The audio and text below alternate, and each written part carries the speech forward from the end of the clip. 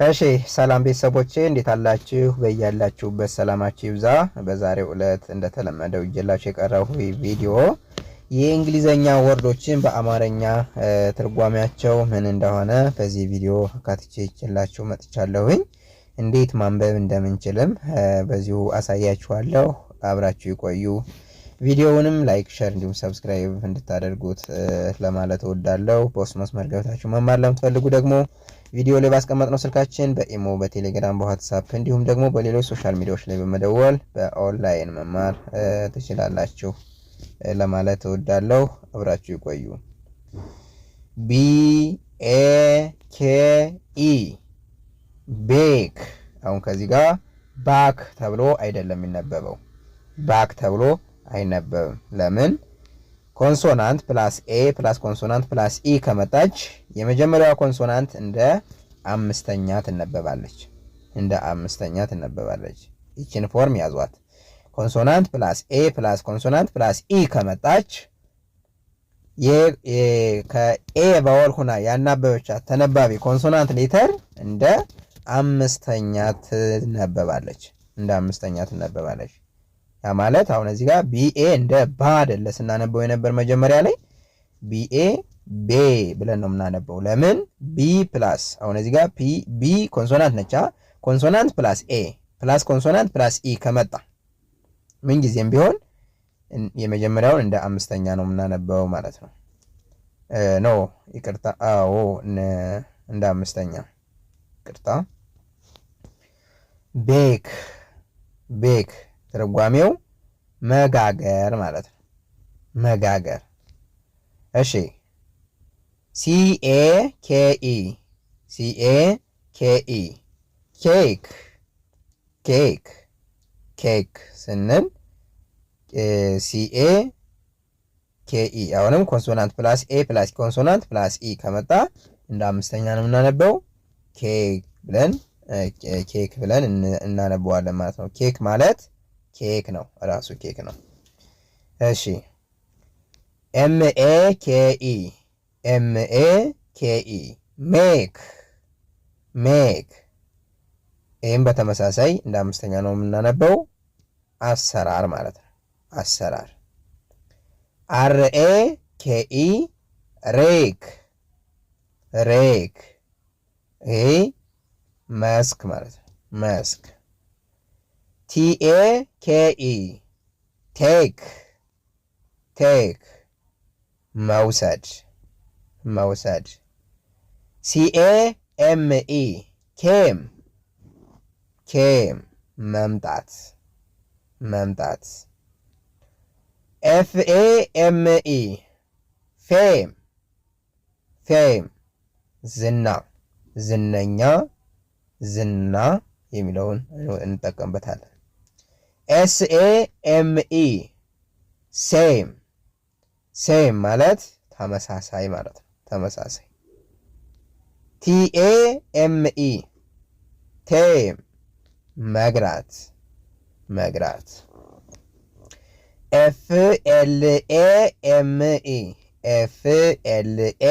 FLAME ፍሌም ፍሌም ፍሌም ማለት ነበልባል ማለት ነው። ነበልባል ነበልባል። እሺ አሁን ደግሞ እነዚህን ደግሞ ኮንሶናንት ፕላስ አይ ፕላስ ኮንሶናንት ፕላስ ኢ ሲመጡ ደግሞ እንዴት እንደሚነበቡ ከዚህ ጋር አሳያቸዋለሁ። ኮንሶናንት ፕላስ አይ ፕላስ ኮንሶናንት ፕላስ ኢ። ኤ ከሆነች እንደ አምስተኛ፣ ኮንሶናንት ፕላስ ኤ ከሆነች እንደ አምስተኛ ብለናል። ኮንሶናንት ፕላስ አይ ብሆና ፕላስ ኮንሶናንት ፕላስ ኢ ከሆነች ደግሞ ከዚህ ጋር ራሷ አይ የምትለዋን ድምፅ እናስገባለን ማለት ነው። ራይስ። አሁን ከዚህ ጋር RICE ራይስ ነው ብለን የምናነበው። ራይስ ሪስ ተብሎ አይደለም የሚነበበው። ራይስ ራይስ ምንድን ነው? ሩዝ ሩዝ። ይህም በተመሳሳይ ስላይስ ሲል SLICE